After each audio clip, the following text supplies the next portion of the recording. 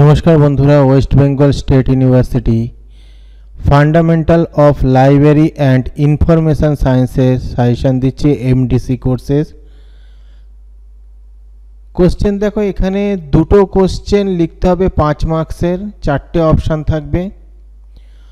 10টা কোশ্চেন 2 মার্কসের থাকবে, মোট 20 নাম্বার। 15খানা কোশ্চেনের মধ্যে 10খানা লিখতে হবে, মোট 20 মার্কসের অ্যান্সার করতে হবে। 2 মার্কস থাকবে এক একটা কোশ্চেনের। আর 10 নম্বর থাকবে 1 মার্কের। 10টা কোশ্চেন করতে হবে 1 মার্কের, যেখানে 15খানা কোশ্চেনের মধ্যে 10টা করতে হবে, মোট 10 মার্ক। মোট 40 নম্বরে লিখিত পরীক্ষা হবে। তো আমি 5 নম্বর প্রশ্নের সাজেশনগুলো দিয়ে দিচ্ছি। গ্রন্থাগার বা লাইব্রেরির কার্যাবলী আলোচনা করো, লাইব্রেরির শ্রেণীবিভাগ করো।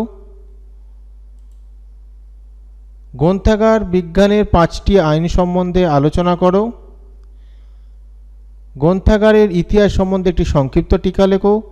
লাইব্রেরির লক্ষ্য ও উদ্দেশ্য আলোচনা করো। একাডেমিক লাইব্রেরির শ্রেণীবিভাগ করো।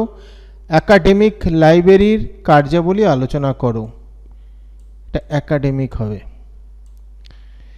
তো এই হলো মডিউল 1 থেকে। মডিউল 2 থেকে পড়বে তথ্যের উৎস কি, ইয়ার বৈশিষ্ট্য আলোচনা করো।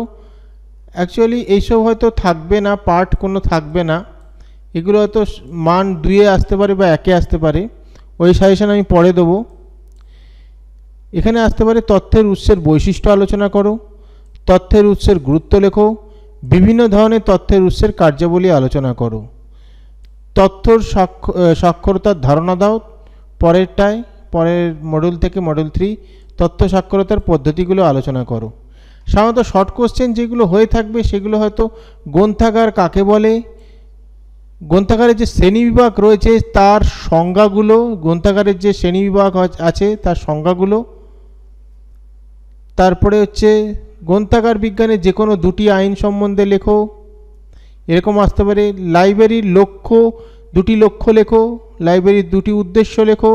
একাডেমিক লাইব্রেরি কাকে বলে, এরকম টাইপের হয়তো শর্ট কোশ্চেন আসবে। আমি পরে শর্ট কোশ্চেনের অর্থাৎ মান 2 এবং মান 1-এর সাজেশন দিয়ে দেবো। আপাতত মান 5 দিয়ে দিলাম, এগুলো পড়তে থাকো।